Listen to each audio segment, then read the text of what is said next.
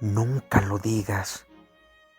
Y había otras cosas que nunca había que decir, que con el tiempo se desvanecieron en el olvido. María era una de ellas. María, un sonido como música, misterioso. Cuando Rebeca tenía 5 años, en el verano de 1941. Más adelante, el recuerdo de María quedaría anulado por la emoción de su padre en la época de Pearl Harbor. María, Pearl Harbor, según la Guerra Mundial, porque era así como sonaba Segunda Guerra Mundial en los oídos de Rebeca. Por entonces, era aún demasiado pequeña para ir al colegio. Una noche, después de la cena, en lugar de irse al cuarto de estar, papá se quedó en la cocina.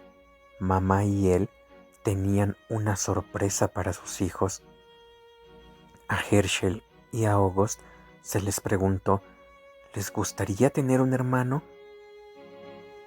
A Rebeca, ¿te gustaría tener 2 hermanas?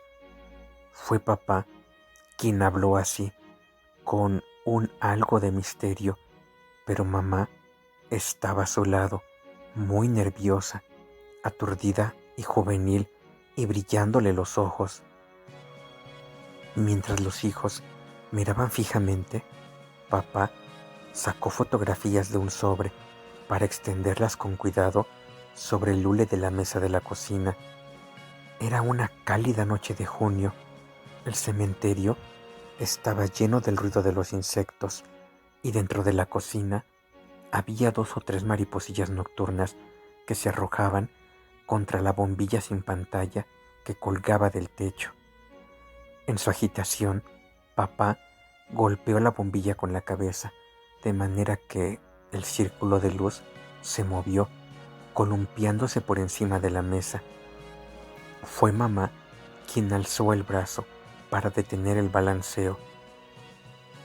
Sus primos de Kauferen, una ciudad de Alemania al otro lado del océano, y estos, su tío León y su tía Dora, que era la hermana menor de su madre. Los chicos miraron fijamente. Rebeca también. Tus primos, tu tío, tu tía. Nunca habían oído palabras semejantes en boca de su padre. Herschel se acordará de ellos, ¿no es cierto? Tío León, tía Dora, Elzbieta, la prima pequeña, quizá no era más que un bebé entonces. Herschel, el ceño fruncido, se agachó sobre la mesa para mirar a los desconocidos de las fotografías que alzaban hacia él ojos en miniatura. Junto al pulgar extendido de papá, respiraba roncamente por la nariz. ¿Por qué tendría que recordarlos? Porque los viste de niño en Múnich. ¿Múnich? ¿Qué demonios es eso? Padre habló deprisa, como si le dolieran las palabras. Donde vivíamos, donde naciste, en aquel otro lugar, antes de este. No, dijo Herschel, moviendo la cabeza con tanta vehemencia que le tembló la carne de la boca. No es cierto, yo no. Su madre tocó el brazo de Jacob y dijo, sin alzar la voz, quizá no lo recuerde, era muy pequeño y ha pasado tanto desde... Sí que se acuerda, dijo papá con brusquedad. Que no, joder, nací en los condenados Estados Unidos. Mamá dijo, Herschel. Era un momento peligroso. A papá le temblaban las manos. Empujó una de las fotografías hacia Herschel para que la mirase. Rebeca vio que estaban dobladas y con arrugas como si fueran antiguas y hubieran recorrido una larga distancia. Cuando Herschel cogió la fotografía para ponerla a la luz, visqueando mientras examinaba a la pareja, Rebeca tuvo miedo de que fuese a rasgarla por la mitad, porque era muy propio de su hermano mayor hacer de repente cosas descabelladas. Pero Herschel se limitó a gruñir y a encogerse de hombros. Tal vez sí, tal vez no. Aquello aplacó a papá, que le quitó la foto y la alisó sobre la mesa como si fuese algo precioso. Eran 5 las fotografías, todas arrugadas y un tanto desvaídas. Tus nuevas hermanas, ¿ves, Rebeca?, estaba diciendo mamá. Rebeca preguntó cómo se llamaban. Ana pronunció los nombres de los niños de la fotografía como si fuesen muy especiales. Elzbieta, Freida, Joel. Rebeca los repitió con su voz infantil llena de seriedad. Elzbieta, Freida, Joel. Elzbieta era la mayor, dijo mamá, 12 o 13. Freida, la menor, de la edad de Rebeca, y Joel entre las dos. Rebeca había visto imágenes de personas en periódicos y en revistas, pero no había visto nunca fotografías que uno pudiera sostener en la mano. Los Schwartz no disponían de una máquina de fotos porque se trataba de un lujo y no podían permitirse ninguno, como explicaba papá. A Rebeca le pareció extraño y maravilloso que un retrato pudiera ser de alguien que tú conocías, cuyo nombre sabías, y de gente menuda, una niñita de la edad de Rebeca. Mamá dijo que eran sus sobrinitas y su sobrino, los hijos de su hermana Dora. Era tan raro oír a Anna Schwartz hablar de sobrinas, sobrino, hermana. Aquellos desconocidos tan atractivos no se llamaban Schwartz, sino Morgenstern. El apellido Morgenstern era totalmente nuevo y melodioso. En las fotografías, los niños Morgenstern sonreían, inseguros. Casi se podía pensar que te miraban, dado que los podías ver tan de cerca. Elzbieta fruncía el ceño al tiempo que sonreía, o quizá no estuviera sonriendo en absoluto. Ni Joel, con los ojos casi cerrados, como si lo deslumbrase una luz. La pequeña Freida era una niña guapísima, aunque no se le veía la cara apenas porque tenía la cabeza inclinada. Sonreía tímidamente, como para suplicar: «No me mires, por favor». En aquel instante, Rebeca comprendió que Freida era su hermana. En aquel instante, Rebeca se percató de que Freida tenía los mismos ojos oscuros en sombra que ella, y, con la excepción del sedoso flequillo de Freida y de que la frente de Rebeca estaba descubierta, sus trenzas eran idénticas. En una de las fotos, la preferida de Rebeca, porque en ella se veía mejor a Freida, la niñita parecía estar tirándose de la trenza sobre el hombro izquierdo de la misma manera que Rebeca se tiraba de la suya cuando estaba nerviosa.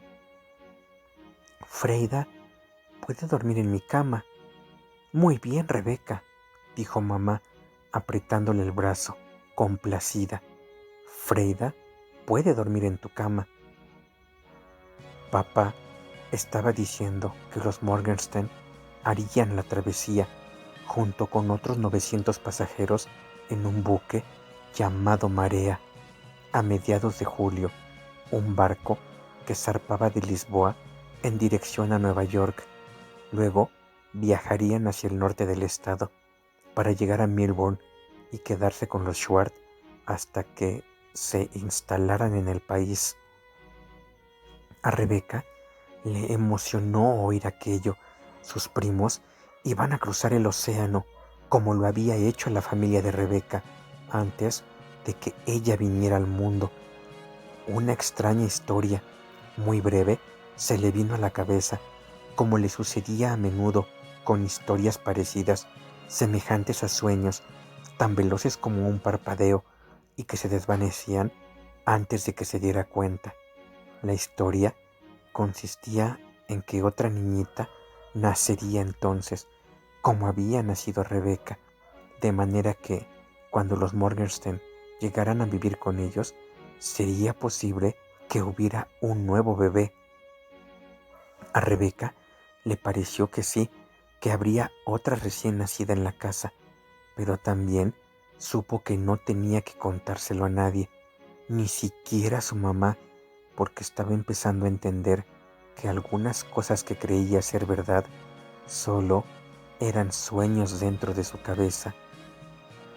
Herschel dijo, malhumorado, que no habría sitio suficiente para todos si venían aquellas personas. ¿Es que no se daban cuenta?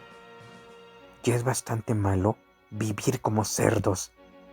Gus dijo enseguida que su primo Joel podía dormir con él en su cama, y rápidamente mamá dijo que seguro que habría sitio. Papá no parecía tan seguro como mamá, más preocupado, cargado de hombros y frotándose los ojos con los nudillos de una manera suya peculiar que le hacía parecer muy cansado y envejecido, diciendo que sí, la casa era pequeña, pero que su cuñado y él podrían ampliarla, quizá convertir la leñera en otra habitación. León era carpintero, podrían trabajar juntos. Antes de que llegaran los Morgenstern, los chicos y él empezarían a retirar la basura, nivelar el suelo de tierra y colocar el entarimado, conseguir algunas láminas de cartón alquitronado para el aislamiento. Cartón alquitronado, resopló Herschel, del vertedero, ¿no es eso? A 1,5 kilómetros en Quarry Road se hallaba el vertedero municipal de Milburn. Herschel y Gus lo exploraban a menudo como hacían otros niños del vecindario. A veces arrastraban cosas hasta casa, objetos útiles como alfombras, sillas, pantallas desechadas. Se creía que también Jacob Schwartz exploraba el vertedero, aunque nunca a horas en las que pudiera ser descubierto. El vertedero era uno de los sitios a los que Rebeca tenía prohibido ir bajo ningún pretexto, ni con sus hermanos, ni, en especial, sola. Mamá estaba diciendo muy deprisa, con su voz cálida, que podía arreglar todas las habitaciones para que quedasen más bonitas. Nunca había llegado a hacer todo lo que se había propuesto, porque estaba muy cansada cuando se mudaron. Ahora podía instalar cortinas, las cosería ella misma. Hablaba de una manera que hacía que sus hijos se sintieran incómodos, porque nunca la habían oído hablar así. Mamá sonreía con una sonrisa nerviosa y exagerada, mostrando el hueco que tenía entre los dientes, y se peinaba el pelo con las dos manos, como si se le hubiera metido dentro las mariposas nocturnas. Sí, ya lo verán, hay sitio, repitió mamá. Herschel se encogió de hombros dentro de la camisa a la que le faltaban la mitad de los botones y dijo que la casa era demasiado pequeña para que vivieran. ¿Cuántas personas? 10. 10 personas, joder, como en un corral. Ya estamos bastante mal ahora, caramba.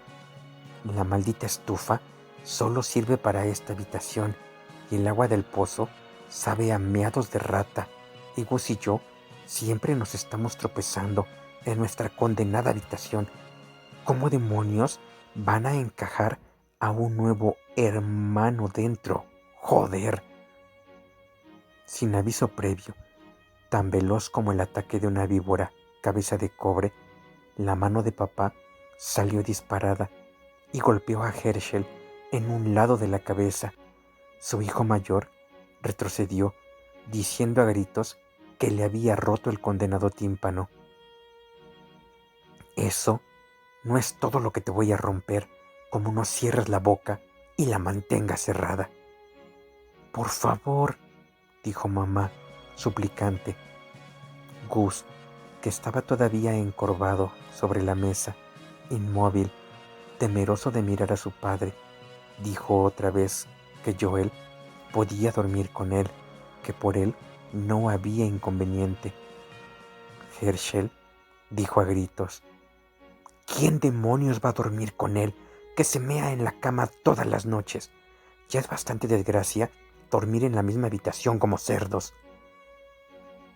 Pero Herschel se estaba riendo ya, frotándose la oreja izquierda, donde papá le había golpeado, para mostrar así que no le dolía mucho.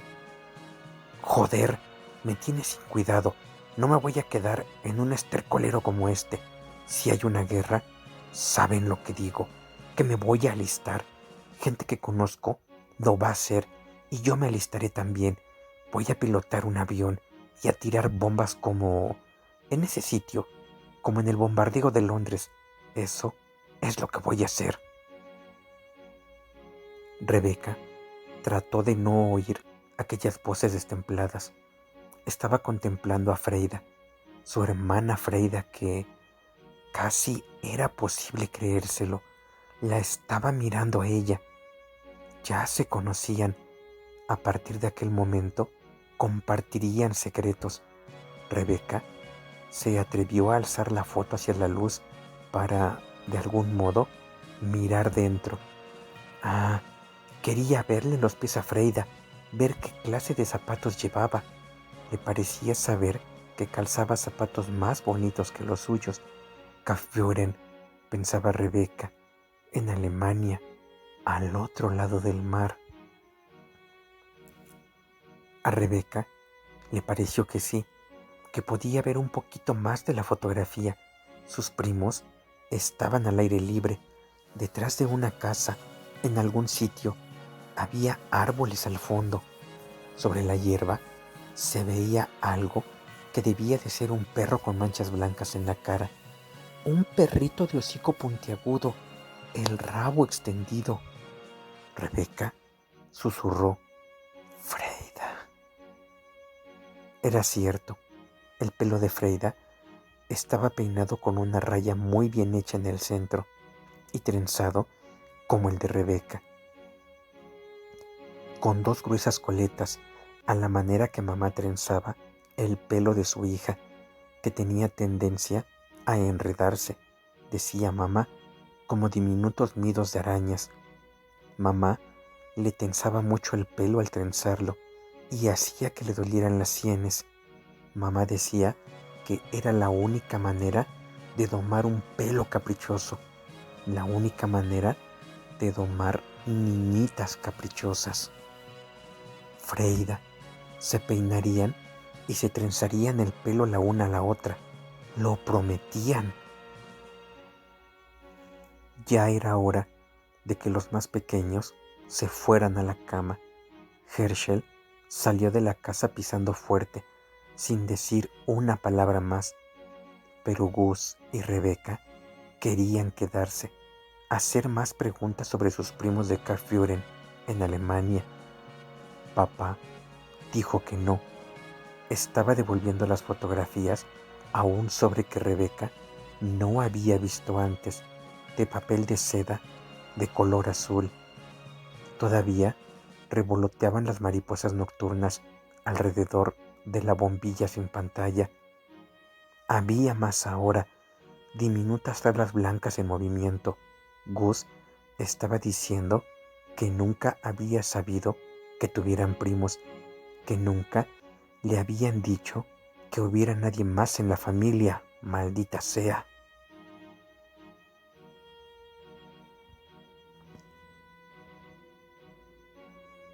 Capítulo 14.